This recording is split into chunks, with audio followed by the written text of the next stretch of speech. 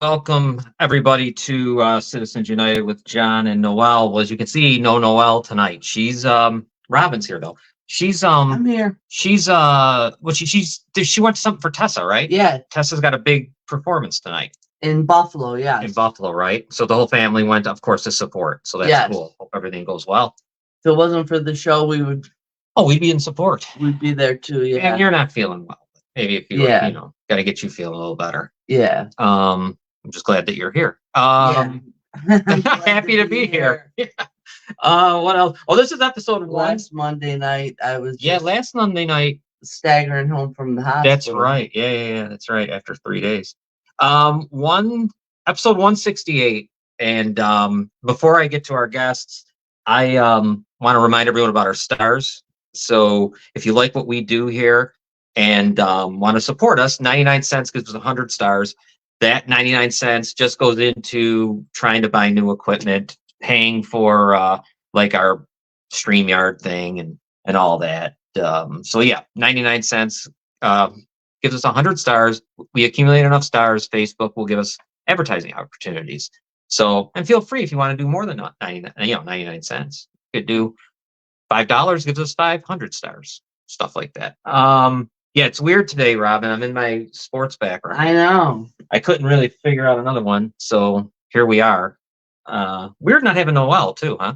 Very weird. This hasn't happened in a long time. Yeah, it's been a very long time. At least probably 50 episodes. I can't even remember the last time. At least a year, maybe more. It might have been back from when we were in the studio. I remember a couple times where she'd have a hard time. Yeah, getting out. And it was just me and you. Right. Yeah. No, they're not shitty. Burdett's a shitty teams. Well, I will say this, Burdett, the Bears are pretty rough. All right. Why don't we get to our guests? Because this is an unbelievable, we've been following this from the minute we saw Katie Riford. What was it like in, I think it was March 2022 or something. Yeah. When all that happened, we just ourselves felt this is weird. And then listening to her talk, well, we got Katie here again, and Kevin, her brother, and we're going to talk about something that unbelievable. It's new developments. Let me bring them in. Hold on one second. Hey guys. Hi. Hey. Hi guys. Hi. How are you? Good. Thanks for being here, you guys. Yes. I'm glad you're home. Oh yeah, Robin. Yes. Thank you. Everyone's like, "Oh, you had a relaxing time in a hospital, getting away from everything." It's like that place you do not get any sleep. They're in there every 2 minutes for vitals and this and that. And yeah, I was in ICU too, so they were on top of everything. Right. Yeah, it was ridiculous. It was unbelievable. Happy to be here. Yeah, I'm glad to be back. All right, let's see. We got some hellos. William Nye saying hi. Christopher, Cindy, Burdett. Hi, everybody, and anyone else out there who's watching us. All right, Katie Riford's here with her brother, Kevin Riford. And go ahead, Katie. I want, you said that there's some huge news, and I'd like you to share. Okay, well, I'll set it up and everything. So basically, in the past on the show, we talked about how I was illegally arrested for the second time on May 25th, 2023, right inside of Judge Aaron DeLabio's courtroom, Niagara County Family Court. You may recall that there was an extremely excessive bail. It was $50,000 cash or $100,000 bond. And then from there, with our interactions with the bail bondsman, we had an inclination that with all these different, evidence and conversations and whatnot that we were collecting, that the bail bond was fraudulent. There was not actually a legitimate bail bond documents issued for my illegal arrest. And then I guess I'll pass it along to my brother, who kind of would talk about how kind of he was in connection with the bail bond that he found when I was in jail. Let me say something real quick, though, for everyone out there. Guys, listen to what we're saying here. We have 2 fake arrests, pretty much. You call them fake, call them what you want. Now add this. So everything is pretend or something. Yes. But just think about that out there. When you're listening to this is insane. Right. I'm sorry, Kevin. Go ahead. Yeah. So pretty much what happens is, you know, I contact a lot of, you know, bails bonds people. A lot of them tell me, you know, they don't do any kind of business in Niagara County. What ends up happening is I find a bails bondsman located in Niagara County. I think he's like the only one in Niagara County. And, you know, he said, you know, he said there would be 5,500. And so I ended up, you know, giving him the 5,500 in cash. He wouldn't take, you know, credit. He said for this case, he would only take cash only. So, I mean, he didn't require an ID, no paperwork. I wanted to pay him the, you know, the cash inside the Niagara County, you know, jail, but he said, no, we don't do that. So, I mean, just so much going on here. I mean, he said there's no, he didn't require any collateral. I mean, he didn't even ask about it. There's no contract, nothing. He didn't even ask for like ID. And at this time too, I want to add that, you know, everybody in my family, including myself, we were all in distress at this time. You know, I was just obviously someone with trauma-based disabilities tossed in jail, knowing that, you know, I didn't do anything wrong, that this is all based around fictitious criminal charges related, you know, to cover up the trafficking and kidnapping of my children.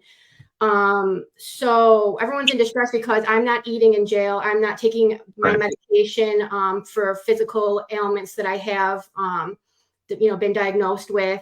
So they're all, and then to top it off, they don't know how I'm being treated by these sheriffs, you know, inside of this jail. So they're in distress trying to find someone.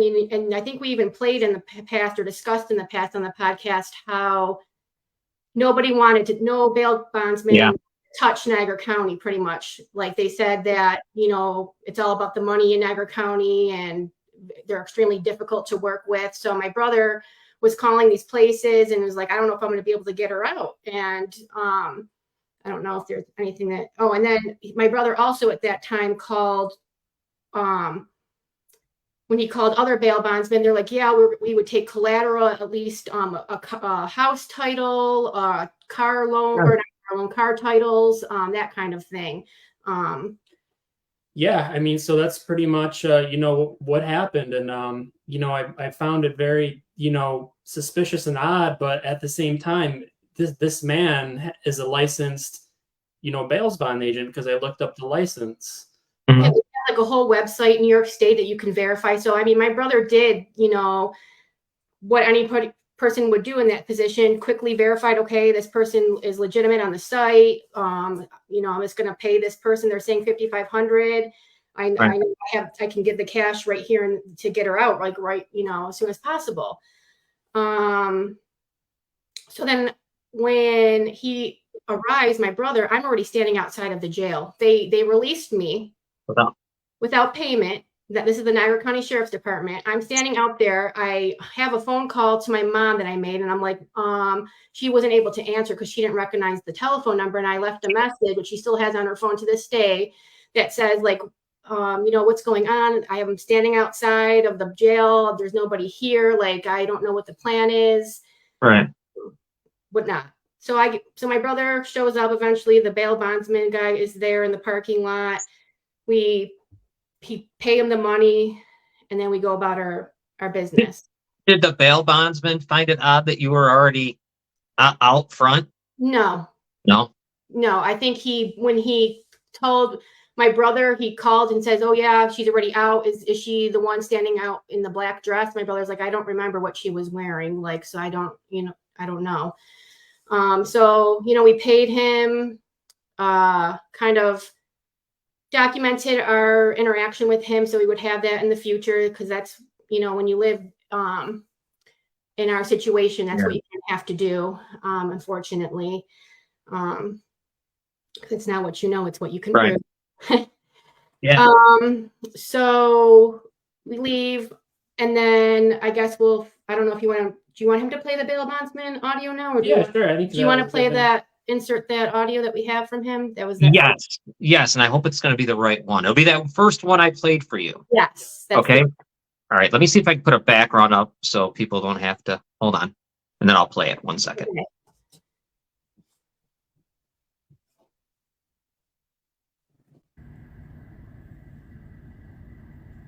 The gig was nice. Yeah, I was there with them for a while. Yeah, it's all right. Wow, you know that? I have to call the county. The county. I'm sure. Even if it's Ireland, I'm sure this is it's already a county case. There's no misdemeanor that is 100,000. That's for sure. Okay. Who's the judge? Presiding. Yeah, I mean, you take cash or credit, right? I mean, either one. Yeah, but right now, in this case, we prefer the cash.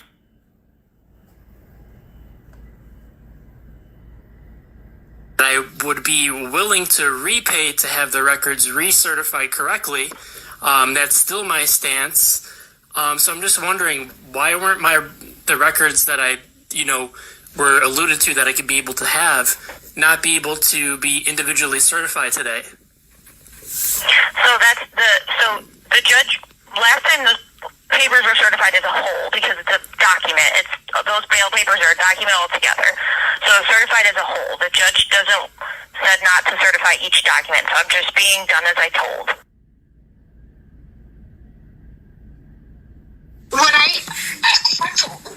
Here's my thing about certification, and I know that you might think that it's like, why am I so fixated on every page being certified?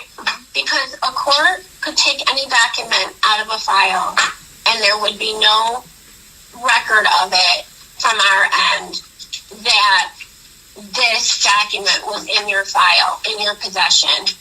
And so it actually is good for you and for us to ensure that we're all receiving the same documents and that the file is complete. So when you don't do that, then that leaves room for that file to be changed at any time by you. That's the danger in not certifying documents on our end with your control over what you're certifying and not certifying. That's a big deal. Okay, when you do the certification, certifying that the bail bond on file with this court is true and accurate. I sealed every page for you. And the bail company is in contact with me, and whatever they ask for, we give them as well. What do you mean that they're in contact with you? If they ask for anything, we give it to them. They're always in contact with us. This American Surety Company is in contact with you? Correct, yes. And what would they be verifying with you? Like just so you're the one that brought it up, so I'm going to ask you questions about that. What would they be verifying here? They ask for a copy of the bail bond, and we provided it to them.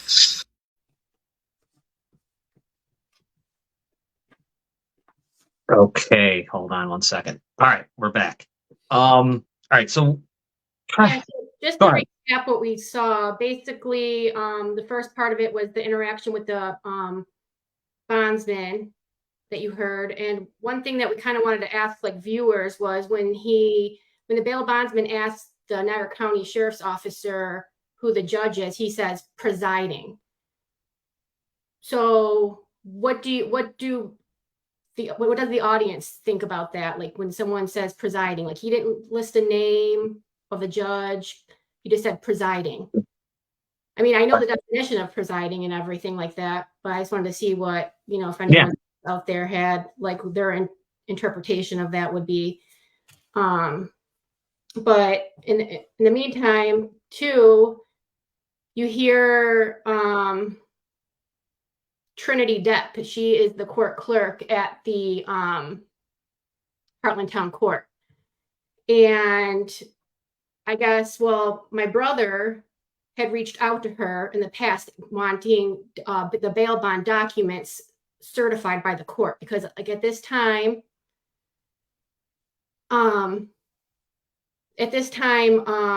we have our suspicions that the bail documents that were given to us are not legitimate. So my brother reaches out to the court to say, we want every single one verified or certified, I meant. Certified. And then I don't know if you want to talk about your experience with Trinity. Yeah, so I kind of suspected that these documents are fraudulent. So I asked the court to certify these these records. So certification, pretty much what it entails is the clerk stamps the records, each record, and they'll provide a certification letter. And the certification letter typically will state what they're certifying. So if you ask for like a copy of a motion, it's going to say, I hereby, Kevin Riford, certify that this is a true and accurate copy of the motion. It will say the title of the document. But when I requested it from the town of Heartland, they said they were going to provide me with the certified documents. Upon examination of the documents, what I noticed was none of the documents had a stamp or seal on them. That was a red alarm to me. Why isn't the court putting the seal on it?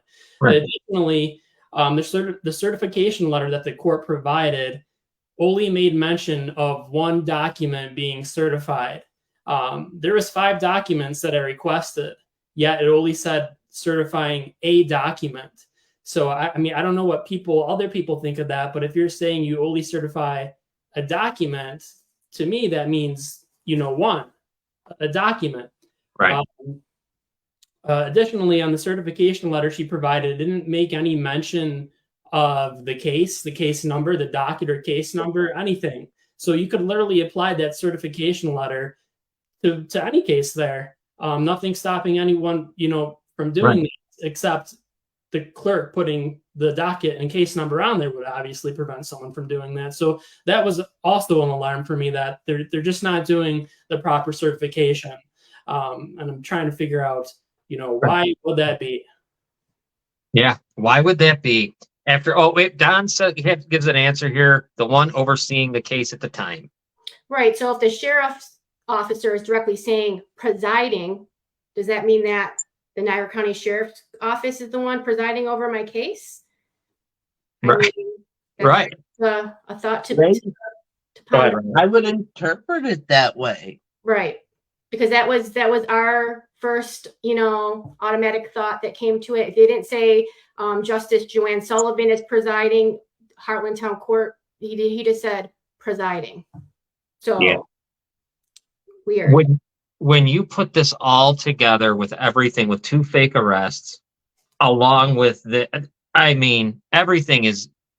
all the way back to what was it, March 2nd, 2022, when the kids were stolen. Yep, that's when I was arrested and my kids were kidnapped from me. Yep. And you were arrested, but not really arrested. You know what I mean? It's all just a scam. Right. So my brother only received what he told you. It was just a piece of paper saying that we certified the document underneath this without mentioning the name, putting all that information about my case on there. So more recently, on October 11th, my sister and I went to Heartland Town Court. I don't know if you remember the last time I was on, I told you that Justice Joanne Sullivan told me I needed to produce a motion and submit it to the court within 2 weeks' time. So I did that, and I, served a copy upon the Niagara County District Attorney's Office, which, by the way, they were supposed to have 2 weeks to, respond to that motion, and they never did. So they failed to, follow what the judge is saying to do, which was to respond to my motion within 2 weeks, so everything could be all set and ready to go for the next court appearance on November 8th. That's coming up. Anyway, to get back on track. My sister and I go there, and after I file my motion with the court and get my stamped copies, I tell Trinity, the court clerk, that we want each page individually, each bail document individually certified, each one on each sheet.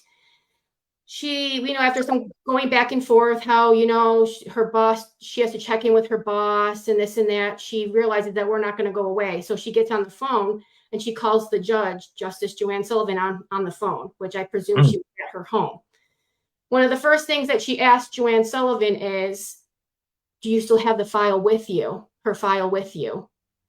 Now, when you hear that, and Trinity's not letting us see records, that makes me believe that my case file for the court case is being kept inside of Joanne Sullivan's home. Okay. Right. So she then, which is even crazier, Trinity hands the phone to me and says, the judge wants to talk to you. So now I'm talking, I'm in the Heartland Town Court right in front of the clerk's window with the phone getting slid underneath the window to me. And I'm on the phone now with the judge from her home. You know what I mean? Right. I'm like, this is not even, this is not normal. Right. I like come out and say that as well. Like I'm in like complete shock. And basically Joanne Sullivan saying, I'm not going to do it. I'm only going to certify them as a whole. I'm not doing it individually. So, okay, whatever. I'm like, well, I think a police report at this point needs to be made because you're not giving me documents that I know I'm entitled to receive and to have certified. We even called other area courts stating that if they had a bail document that we wanted, they would individually certify them. So, we should be able to get them there. So that was on October 11th. Now comes like a week later, October 18th. My sister and I go again, this time just to go there and say, well, we want these individually certified. At this point, what the court doesn't know is that my brother had made a phone call to the American Surety Company, the one who allegedly issued a $100,000 bond on my behalf. Heartland Town Court does not know that we have an employee telling my brother that bond number attached to the power of attorney, which is, I think, do you have the copy? I mean, I have one here, but yeah, I can just show mine. I just didn't know if there'd be a glare to it. Yeah, no. Okay, well, this one's mine. You can't really see it, obviously, because maybe if I take it out of the clear thing. The certified one. I don't know if you're gonna be able to see it, but it doesn't show. I'll probably show it on my Facebook at some point. Yeah. Anyway, so there's a number on the top, like a unique number. So my brother called and said, I need to verify the authenticity of this. The American Surety Company says that number has been voided out in, what was it, 2019? Yeah. 2018? 2019 or 2018. Yeah, 2018, 2019 in Connecticut. And there's been no overwrite on it. So that's not assigned to anybody. So we're like, really? Okay. So that's when we know again. So again, like I said, we go to the court. They don't know that we have that employee on audio recording telling us that. As soon as we pull into the parking lot at Heartland Town Court, who pulls into the lot at the same time? Justice Joanne Sullivan. Oh, wow.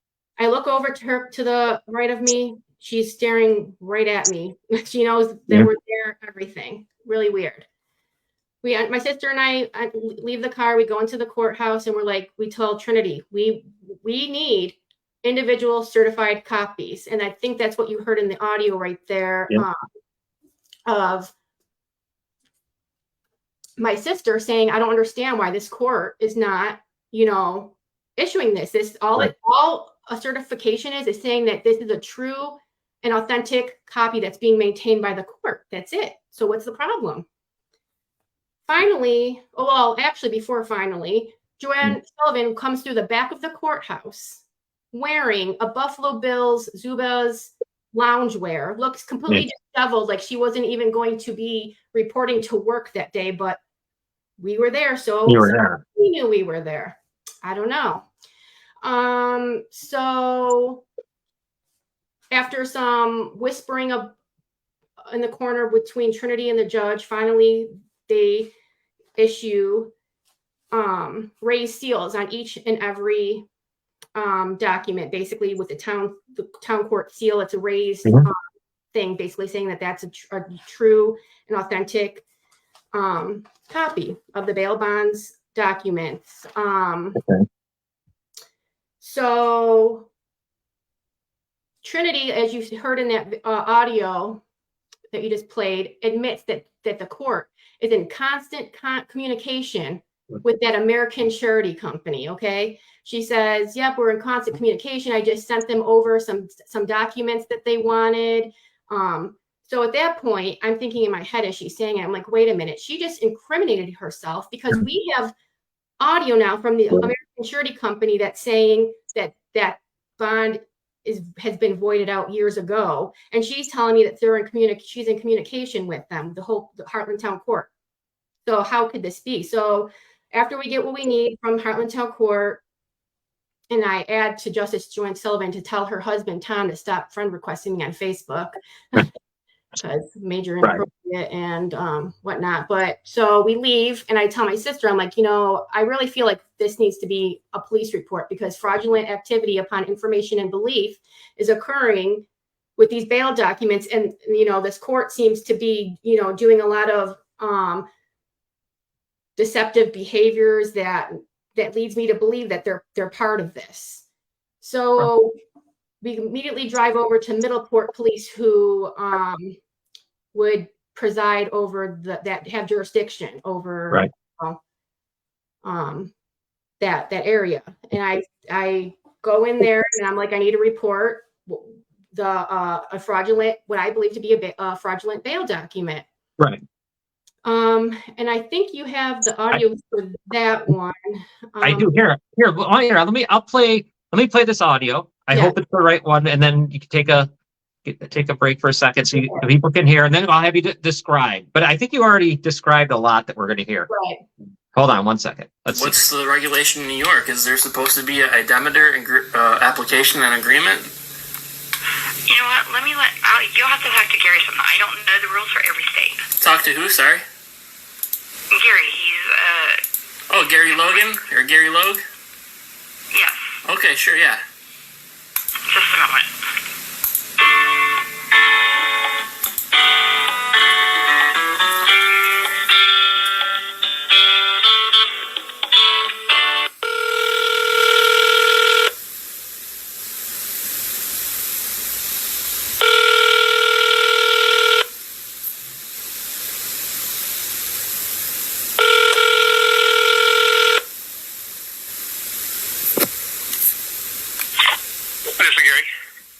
Gary, I just got off the phone with a person named,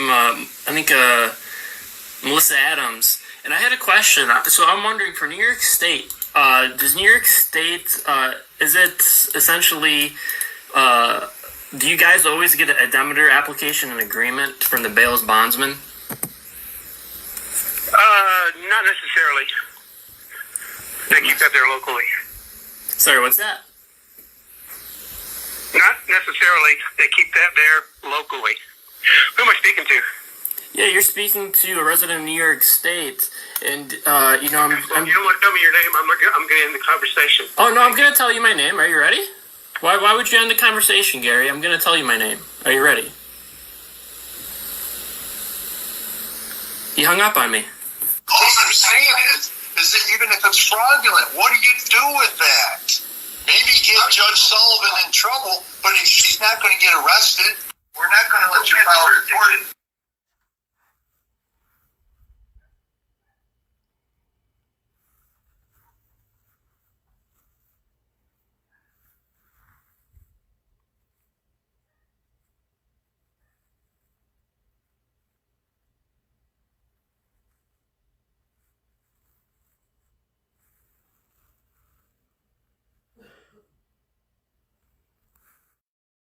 Right. So in that video, you hear a second employee of the American Surety Company.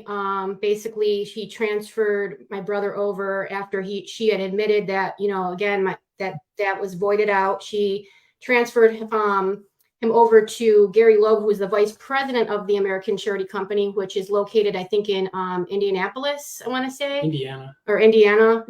Well, yeah, it's Indianapolis, Indiana. So we have that. Then you hear the Middleport Police, which that one, the person speaking was his name was Sergeant Roland Johnson that you hear speaking, and he's saying, well, what do you want us to do? Even if we do take a report, Justice Sullivan's not going to get in trouble. The worst that that's going to happen is, what did she say? That basically that she'd get like admonished or whatever, that she wouldn't get arrested. She wasn't going to get arrested, which is kind of crazy because, okay, you're voted in as a justice and you can commit crimes and Right. you're admitting that you're not going to get arrested, which doesn't even go in line with Letitia James, our attorney general for New York State, always claims, nobody is above the law. So a crime is a crime, no matter who's committing it. You know what I mean? Right. And so not only did Roland Johnson say that, but then the chief of Middleport Police, his name is John Swick. And he was telling me that he didn't want to take a police report because he didn't want to have leave a paper trail. And wow. Yeah, and then so we have that. And by the way, when a police officer doesn't take a report of a crime, it's called dereliction of duty, and that's when an individual willfully or negligently failed to perform his or her duties or perform them in a culpably inefficient manner. So, yeah. And then he's telling me, well, what if it was a mistake? And he's saying it like that. What if it was a mistake? No, Yeah, but it's a crime. And I thought they would just take the report and let someone else decide. Right. You know what I mean? Exactly. So that's where we were on the 18th. So then, I do have one, before you go on, Katie, just so you know, I do have one last leg of that video when you're ready. Oh, maybe should we do that one first before we go into any further detail? Let's roll the video. It's like the last minute and 30. Okay. Here we go. 063? Correct. Yeah, it's our document. I mean, it's our power. I mean, is there a name on it? Well, what do you mean, like a name for the What are you trying to verify? I mean, help me help you. I'm just trying to verify that this is a legitimate, document. You're saying you have it on file, which, is good. Is there a bond? I don't know how to help you if you're not going to give me exact.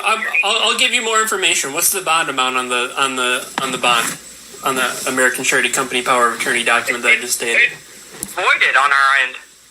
Sorry, what's that? It's been voided on our end. I mean, this is 2019. This was issued in 2018 and expired in 2019. The AS 500-10163 has expired? AS 500-101-063. It was issued to a surety company in Connecticut.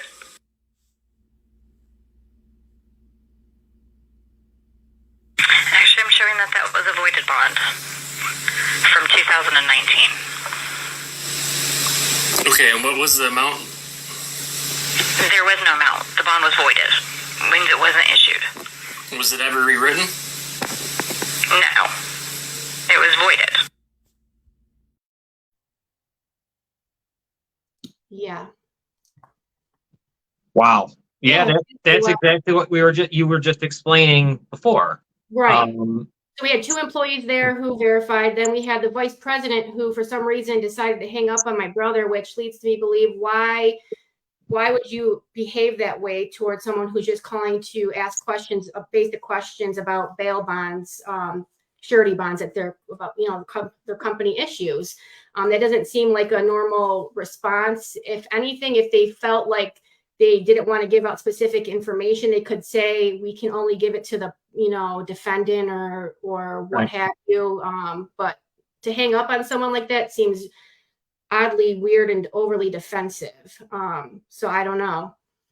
Yes. So what I was going to say with that was, so the 18th, that's when we left the Middleport police, knowing that, they weren't going to help us. And then, so we decided to kind of dig a little bit deeper with that American Surety Company, since we knew that, dealing with the Heartland Town Court was just gonna, when you're dealing with alleged criminals here, they're gonna try to keep you running in circles, so you never can get down to the bottom of it. So we had to kind of like reach outside that and say, okay, you know what?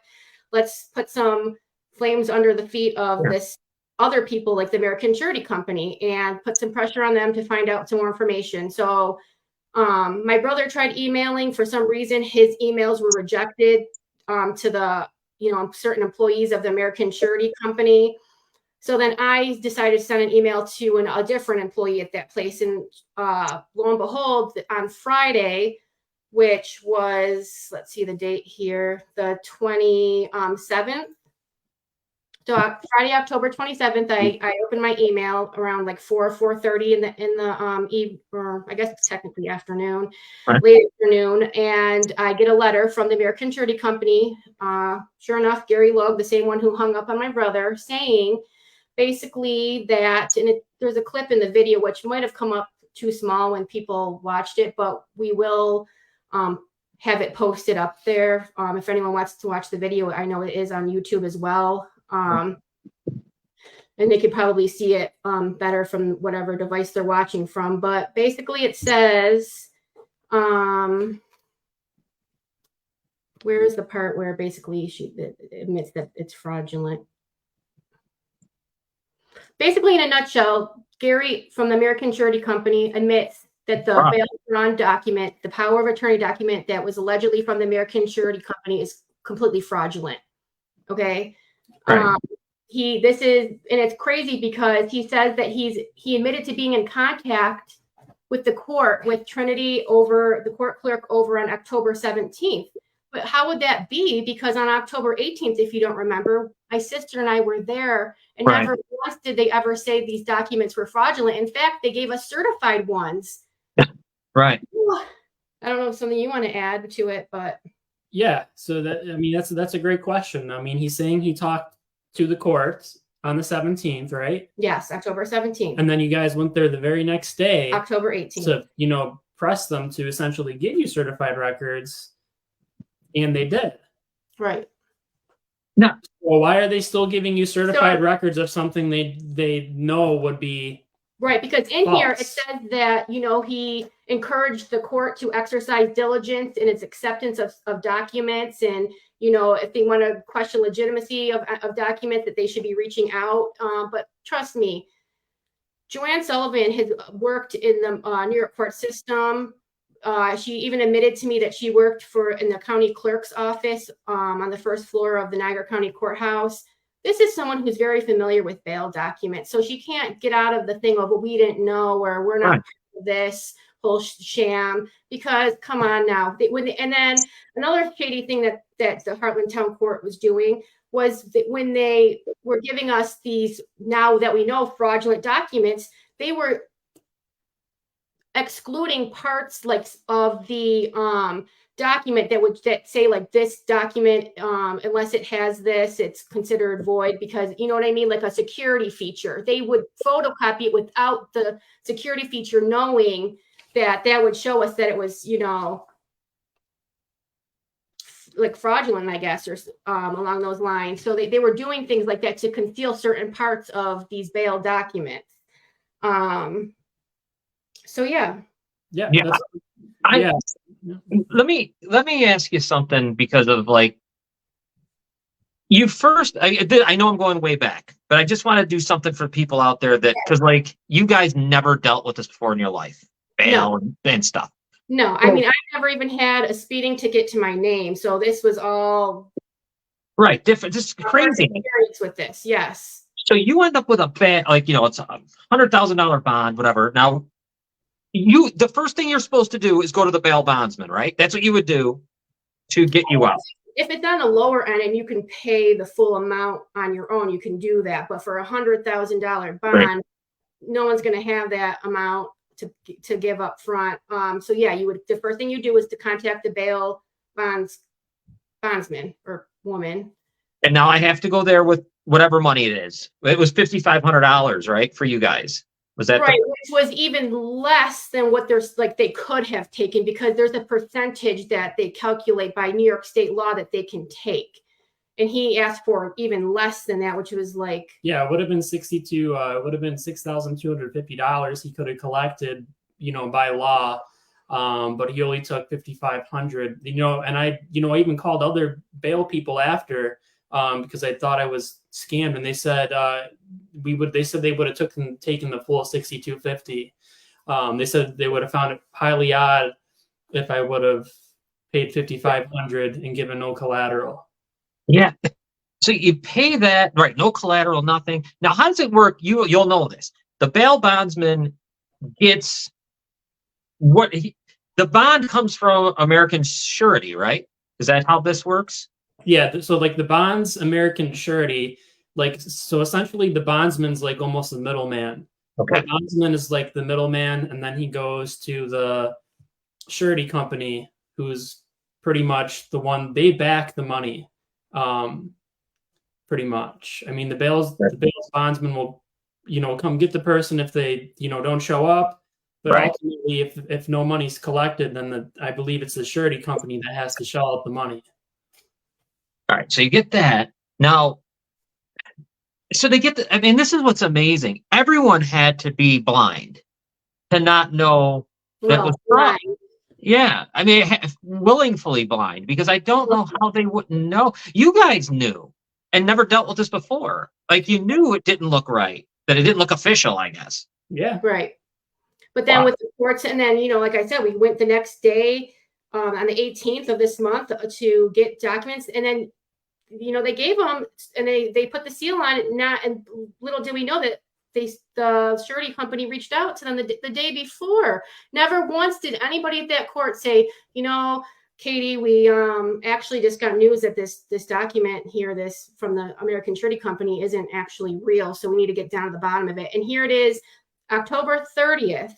The court has not, Heartland Town Court has not reached out to me in any capacity to let me know that these documents are fraudulent. Why? Why do you think that is? And they gave you fraudulent, like they see what Yes. they put a seal on and gave you fraudulent documents, didn't care, just wanted you to leave. Yes. Wow. Yeah.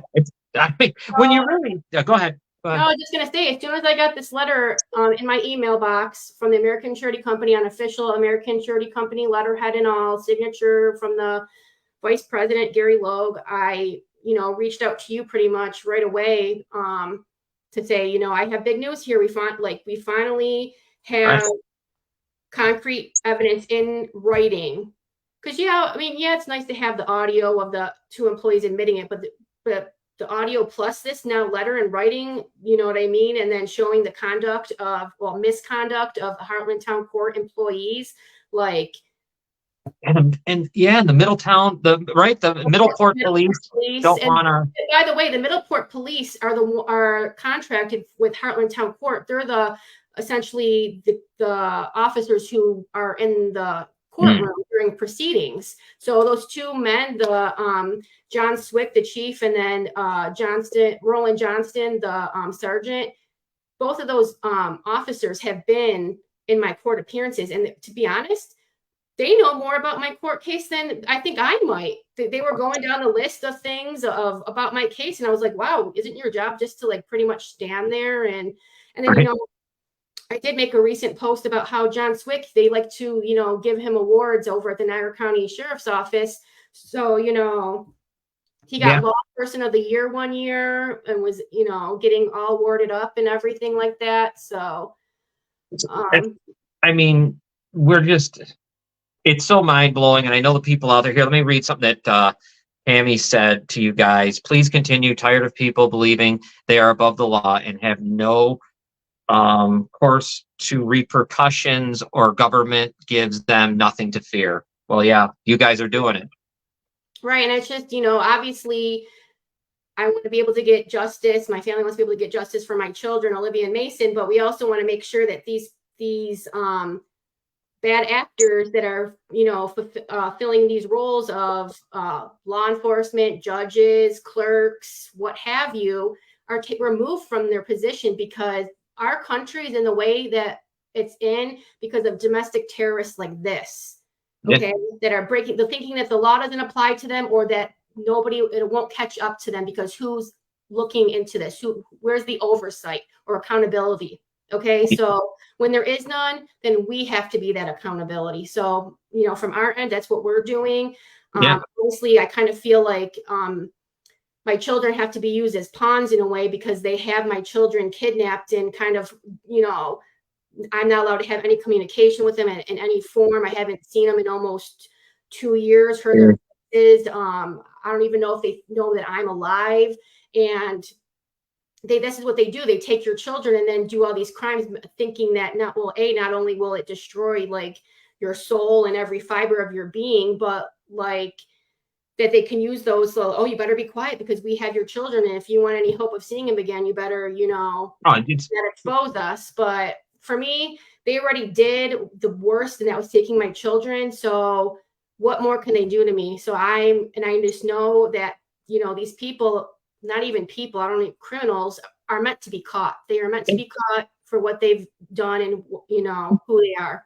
Well, like 4 days ago, you posted something on Facebook, and it was like a basic thing, and it was unbelievable, where Dia Bakerly lies about Olivia being able to use a fork or something. Yeah. And there's the picture of her using a fork. I mean, this is unbelievable. And there was another one too. There was another, for instance, of just straight out.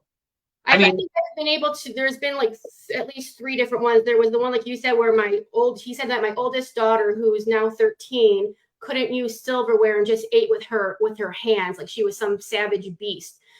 So in order to combat lies, you have to show the truth, which I have.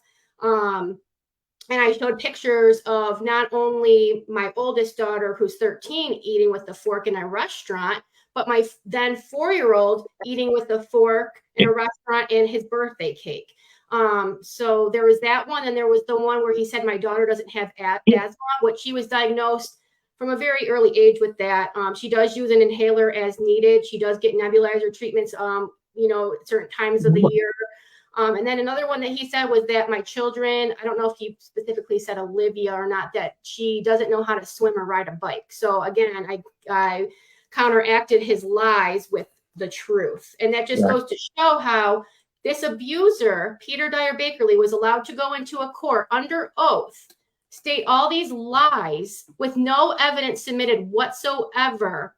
And dishonorable Aaron DeLavio signs an order, an order which she was paid with for a specific result to kidnap my children and further give them to a documented abuser.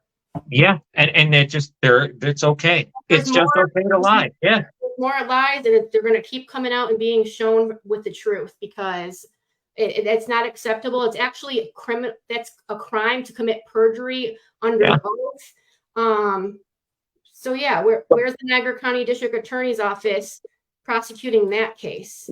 Yeah, where are they? And the more this, like, you guys keep on doing the, you know, unraveling the onion or whatever. I don't know when at some point, there's going to be nothing left. You know what I mean for that? Like, it's coming. Everything is being checkmated with them. It's craziness. This bail thing right here.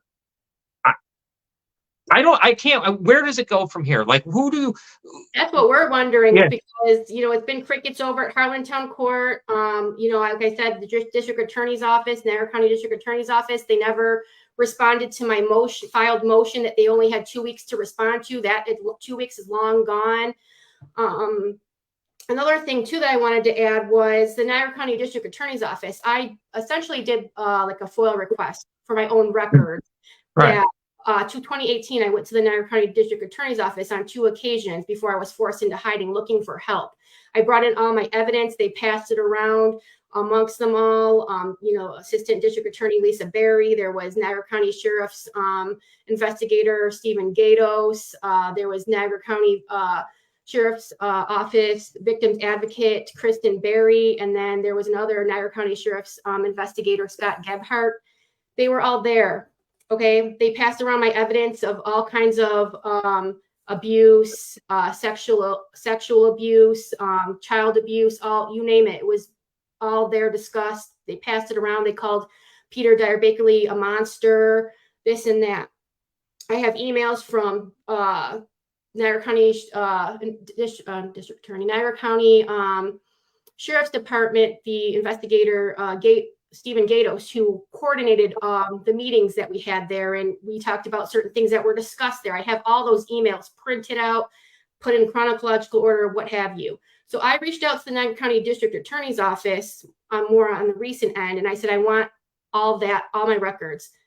Actually, I had gone last year for them in person, and I was told that Lisa Berry, the ADA who works there, no longer works there and took my records with her, which was not an acceptable answer because those aren't her records to take. That would be the district attorney's office and maintain.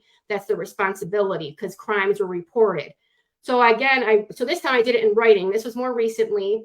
And I get a response back from the Niagara County District Attorney's Office saying that they don't have any of my records.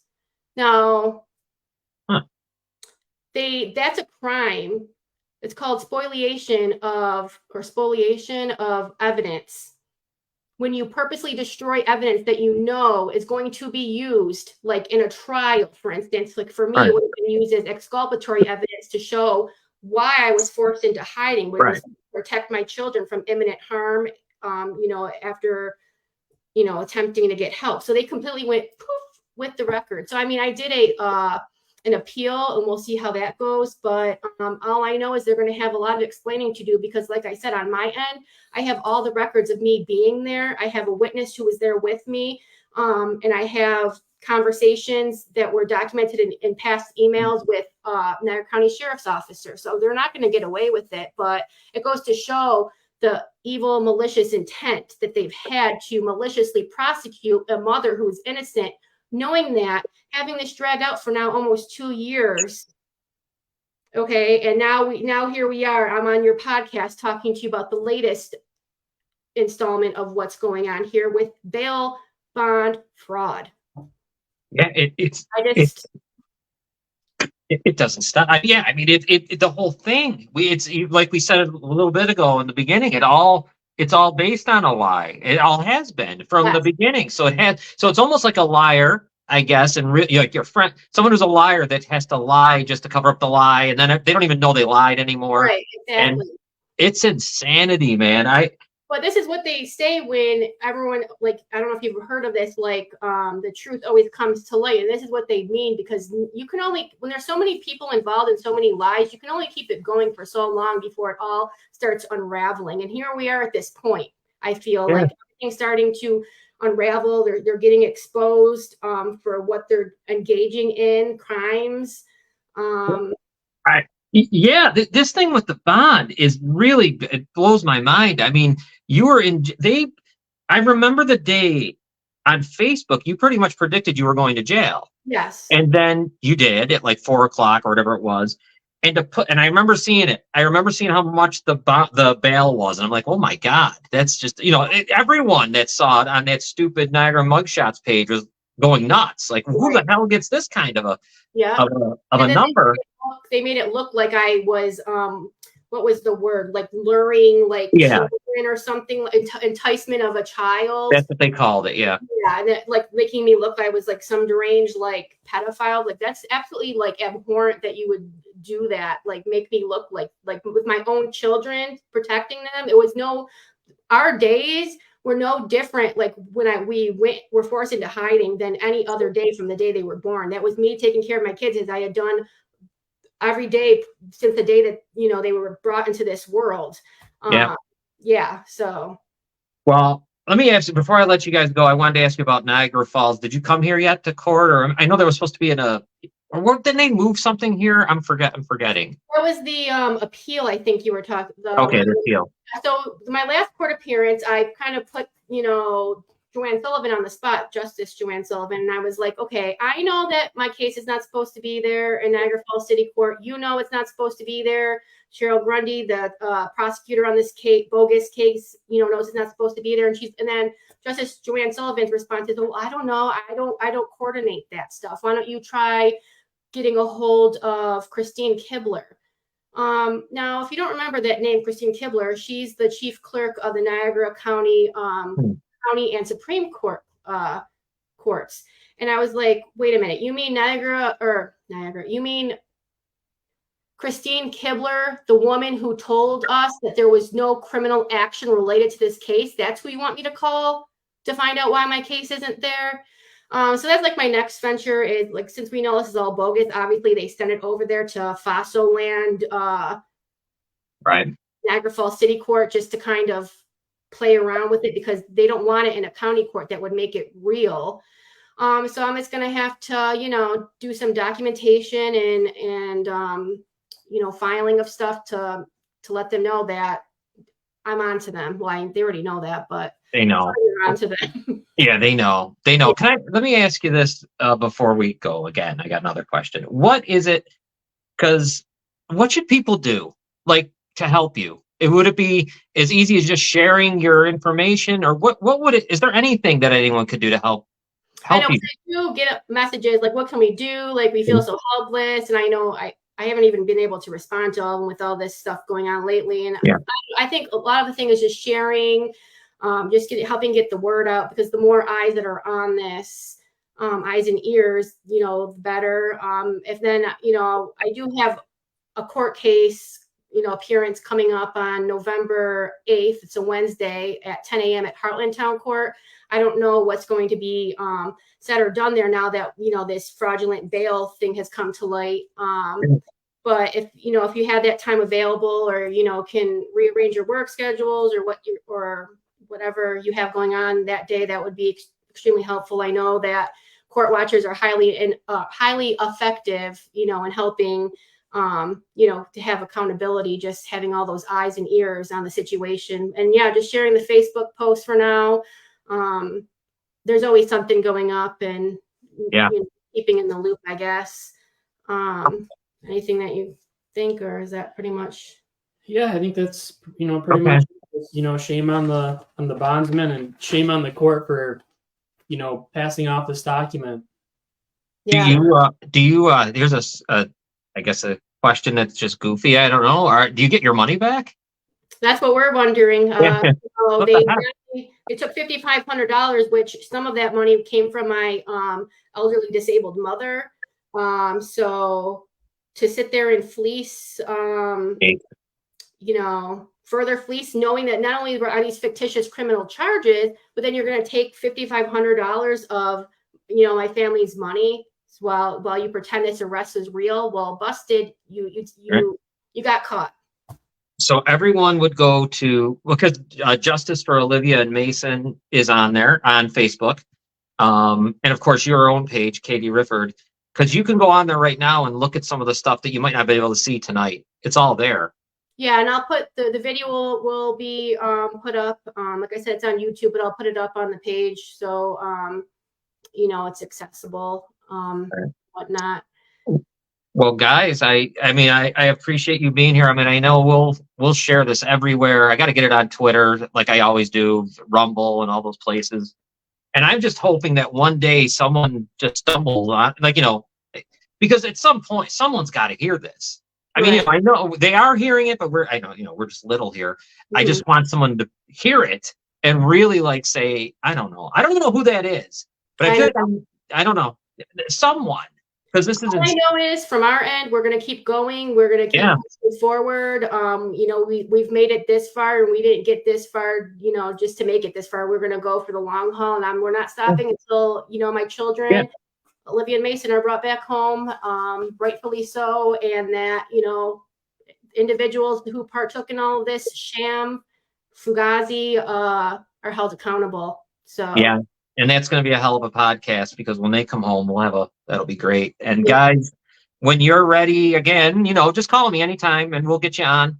Like I said, we could even do a special day if it was needed, whatever. Right. Just, I thank you for always, having, because I know we reached out to you Friday, like, do you have anybody lined up for Monday? And you're like, no, come on the show. And I really appreciate that. Even if we do, I'd bounce them. I'd bump them. You guys got to come on. We've been doing this. Me and Noel got into this, and it was just, it's so funny how just from a distance you could see that it was messed up. None of it made sense. Just the first time we heard you talk on whatever news channel that was, when they were, and you were going into jail, wherever they were bringing you, you just knew it was wrong. you could just hear it. I And think back about that day, and the only way I know I got through that with, I'm in handcuffs here. I'm being escorted between 2 Niagara County Sheriff's officers. I had just flown on a connecting flight all the way from Albuquerque to New York. I wasn't fed the whole entire day. I'm still in like grief and shock from being separated from my children and having been in jail for 21 days. And I was able to kind of get what was on my mind and have my thoughts together as much as I could. And I remember one of the first things that came out of my mouth was the truth is going to come out and the corruption is going to be exposed. And that was it. Here we are. Let's see, today's the 30th. So on Thursday, the 2nd, it'll be 20 months since, I was arrested and everything and separated from my kids. So here we are 20 months later, and I still am going with my first statement that was made on Channel 4, which was the truth is going to come out and the corruption is going to be exposed. And we will not stop until it is fully exposed. No, it won't. And we'll be with you every step of the way, hopefully trying to push it out there for you, because you guys are incredible. Kevin, you're great. Love the phone calls. You do a good job. You're like a bulldog there, so it's pretty good. Guys, just call me anytime, text me, whatever, and you're on as soon as you want to be. Yeah, but I just want to thank you guys again. We're very appreciative of you guys being part of our journey with all this, and to all the viewers and everyone who has just shown their support. We appreciate it immensely. So all right. Thank you, guys. Have a good night. We'll be talking. Guys. Thanks. Bye. Bye, guys. Thank you. So that was Katie Riford and Kevin Riford. Robin's here right now for a moment while we wrap it up. As you can see, it's a weird night because Noelle and Jerry and Gail are watching Tessa, right? Yep. In a performance in Buffalo. Yes, and I wish we were there. Yeah. Well, you got to start feeling better. Yeah. Robin, you need to get feeling better. Yes, please keep up the fight. Yeah, they're going to keep it up, Scott, just like you guys do. Everyone does around. It seems like, court watchers are huge, and yes, they are crooks. And next week we'll be back to normal. Probably go over with Noelle, I'm sure, next week, Robin. Yeah. That story's nuts, though, right? I mean, we know it is. I mean, it's like everything, it's just like a big mushroom cloud. It's just constantly just blowing up into, God, now a fake, think about that. What they just described. It's unbelievable. I mean, it's things that you don't even think. How do we make it actually happen? And what pisses me off is how do you make it right? Right. Because the only thing that can make it right is for Olivia and Mason to come back to their mother. Right. And then she's got 24. I'll tell you what, and I know we talked about this before and she don't care about it, but I was thinking she deserves a lot. They need to be sued. Mm-hmm. There needs to be, because this is disgusting. Yeah. When you think about what she just said, think about she got separated on March 2nd, I think it was, 2022, from her kids. That same day, then she's flying across. Think about how crazy that is. I can't even imagine what the thought process. And then I think that's what caught our eyes when she said the corruption would be revealed. Right. When you heard that, you knew. Yeah. It wasn't just a normal thing going on. Holy Christ. Well, that's never normal, but and it leaves me speechless. But anyways, I guess we should probably get rolling. I'm going to remind some people that we're back this week with all of our shows. Yes. Last week took some time off. Robin, feeling a little better. We got a little bit of a road to go, but we'll be, you're doing a little better. Doing better, yes. Definitely than last week. I was just going to say, out of the hospital is better. Oh, yes. Don't forget, D'Angelo will be back in the Population Friday. Correct. That's right. Oh, I forgot. It's already November. Next, a couple days. Good call, Scott. Yeah, he'll be back out and about. And then we'll get to see how they actually watch him, if he will violate. What do you think? I'm going to say that they're not going to watch him. No, but I think he'll violate several times. Oh my God, he'll violate He's violated already. Yeah, he did it already. Right. While he's probably doing it now. Yeah. So tomorrow I'm gonna be doing Puckett with Bill. That's at 9:00. Hockey show. I'll be doing something with Jim Berringer, more hockey, because you can see my studio back here. More hockey on that day. Friday, I think Scott is going to the Bills game in Cincinnati. So it's going to be me and you if you're going to be ready. I'll be ready. What the hell's the name of our show? Spitball and Sports. And then on Saturday, back with Falls Count Anywhere with the guys, Chris and Charlie. So, all right, everybody, have a good night. Please share the show.